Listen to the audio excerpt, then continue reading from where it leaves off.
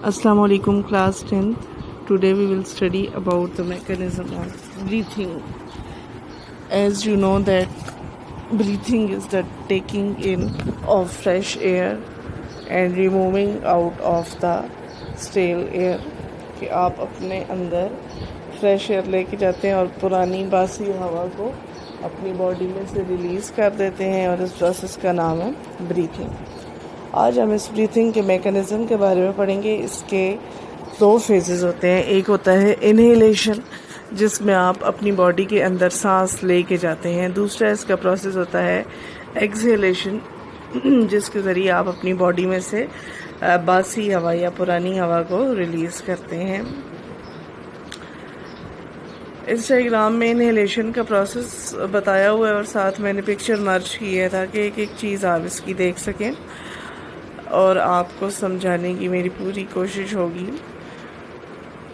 Inspiration और inhalation, यानी कि इंस्पायरेशन इनहेलेशन दोनों का एक ही मतलब है कि taking in of fresh air. During inspiration the rib muscles contract and rib are raised, कि इसमें जो इंटरकॉस्टल मसल्स हैं यानी कि लंग्स के ऊपर जो मसल्स हैं, पसलियाँ जिन्हें कहते हैं, वो कॉन्ट्रैक्ट होती हैं यानी कि सिकुड़ती हैं और ऊपर को उठती हैं। साथ ही लंग्स के नीचे एक मस्कुलर स्ट्रक्चर होता है जिसका नाम होता है डायाफ्राम।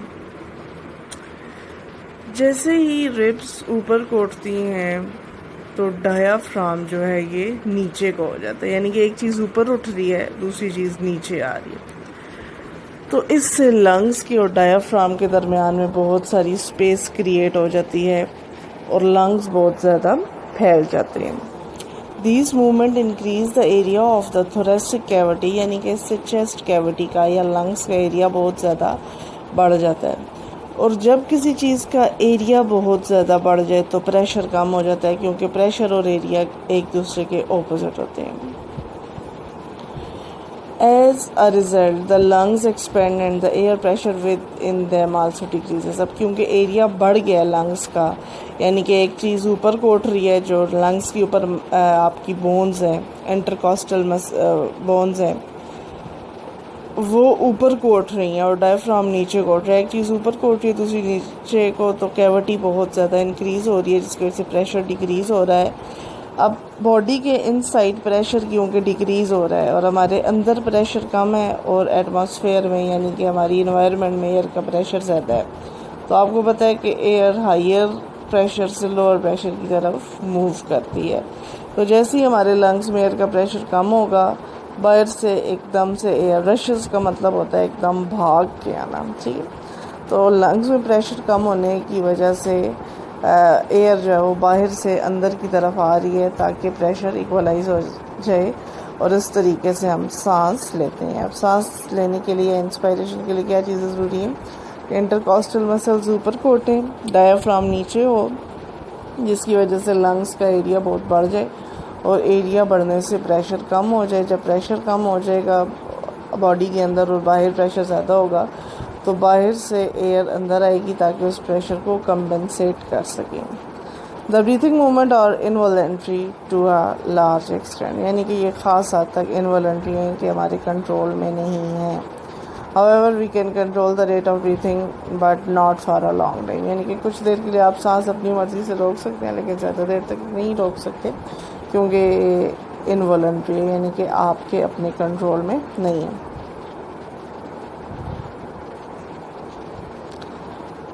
इसके बाद बचे दूसरी चीज़ है एक्सपायरेशन और एक्सहेलेशन, यानी कि अपनी बॉडी में से सांस को रिलीज़ करना।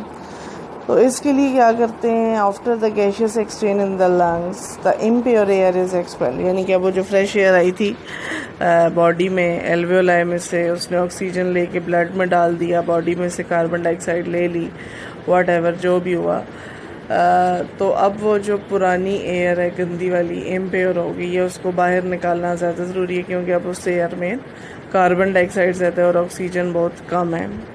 तो इसमें रिब मसल्स रिलैक्स होंगे और अपनी ओरिजिनल पोजीशन में आ जाएंगे, ठीक है।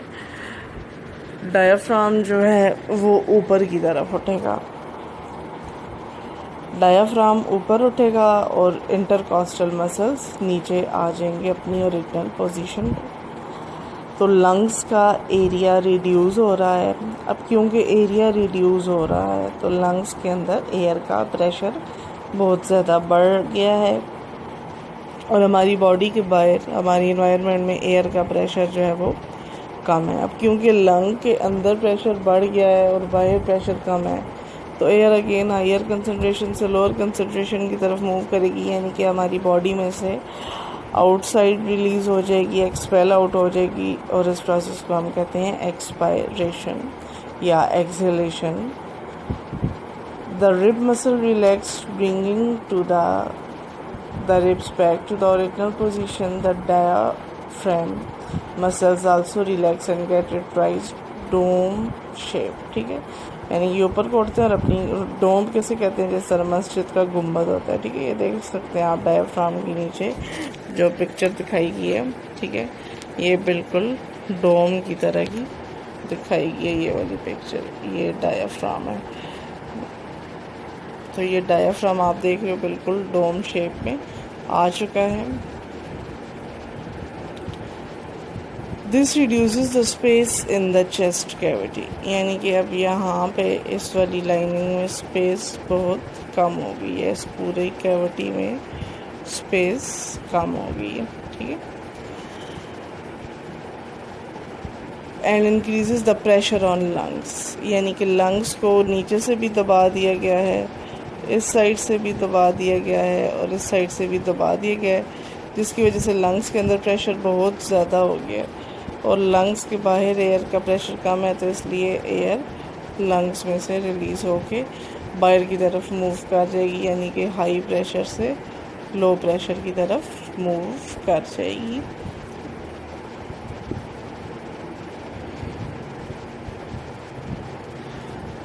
अच्छा, नेक्स्ट थोड़ी सी और इन्फॉर्मेशन है इसके बारे में कि humans breathe 16 to 20 time per minute in normal circumstances. ये आपका ऑब्जेक्टिव है कि आप नॉर्मल हालात में एक मिनट में 16 से 20 टाइम तक सांस लेते हैं, रेस्ट पोजीशन में जब होते हैं। Rate of breathing is control by respiratory centre in the brain. आपके ब्रेन में एक रिस्पायरेटरी सेंटर होता है और वो आपका ब्रीथिंग रेट कंट्रोल करता है। ये ब्रीथिंग रेट कंट्रोल किस बेस पे करता है? On the basis of availability of oxygen in our body. जब ऑक्सीजन कम होगी बॉडी में तो ब्रीथिंग रेट इंक्रीज़ कर दिया जाएगा और जब ऑक्सीजन ज़्यादा होगी तो ब्रीथिंग रेट को बिल्कुल नॉर्मल रखा जाएगा। Respiratory centre is sensitive to the concentration of carbon dioxide in the blood. इसके अलावा इसका दूसरा फैक्टर है कार्बन डाइऑक्साइड। ठीक है, कार्बन डाइऑक्साइड के फैक्टर पे ये डिपेंड करता है। When we do exercise or some hard job, our muscle cells carry out cellular respiration। यानी कि जब हम एक्सरसाइज करते हैं या मुशक्क़त वाला कोई काम करते हैं, ठीक है, तो हमारे मसल के सेल सेलुलर रिस्पायरेशन करते हैं। और सेलुलर रिस्पायरेशन का आपको पता है कि जब भी कोई चीज़ सेलुलर रिस्पायरेशन करती है तो सेलुलर रिस्पायरेशन में क्या होता है कि आपकी बॉडी ऑक्सीजन को यूज़ करती है, ग्लूकोज को तोड़ती है और कार्बन डाइऑक्साइड और वाटर रिलीज़ करती है। It result in the production of more carbon dioxide which is released in the blood. अब कार्बन डाइऑक्साइड की क्वांटिटी बढ़ गई है ब्लड में और ऑक्सीजन की कम हो गई है। तो रिस्पायरेटरी सेंटर क्योंकि कार्बन डाइऑक्साइड से भी सेंसिटिव होता है, तो कार्बन डाइऑक्साइड की जब अमाउंट बढ़ेगी तो रेट ऑफ रिस्पायरेशन को इंक्रीज़ किया जाएगा, रेट ऑफ ब्रीथिंग को इंक्रीज़ किया जाएगा ताकि एक्स्ट्रा कार्बन डाइऑक्साइड को बॉडी में से निकाला जा सके। This greater than normal concentration of carbon dioxide stimulates the respiratory center of the brain. The respiratory center send message to the rib muscles and diaphragm to increase the rate of breathing so that the excess carbon dioxide present in the blood can be removed out of the body। यानी कि जब आपके blood में carbon dioxide बहुत ज़्यादा हो जाएगी तो आपकी बॉडी से क्या होगा, डायाफ्राम को और रिब मसल्स को यानी कि इंटरकॉस्टल मसल्स को मैसेज जाएगा कि जल्दी जल्दी कॉन्ट्रैक्ट और रिलैक्स हो। ठीक है, और डायाफ्राम भी ऊपर नीचे हो ताकि बॉडी में से जल्द हम एक्स्ट्रा कार्बन डाइऑक्साइड को रिलीज़ कर सकें। इसके अलावा आपको बताया हुआ है कि जब आप एक्सरसाइज या हार्ड फिज़िकल एक्टिविटी कर रहे होते हैं तो उस वक्त आपका रेट ऑफ रिस्पायरेशन डबल हो जाता है, यानी कि 16 से 20 था नॉर्मल में और अब इन हालात में 30 to 40 टाइम्स 1 मिनट में हो जाएगा। ठीक है, तो आप देख सकते हैं कि एक्सरसाइज के दौरान आपका रेट ऑफ रिस्पायरेशन इंक्रीज़ हो जाता है, जिसकी वजह से मेटाबॉलिज्म भी बढ़ता है और वेट जो है वो रिड्यूस हो जाता है। Thank you so much for watching.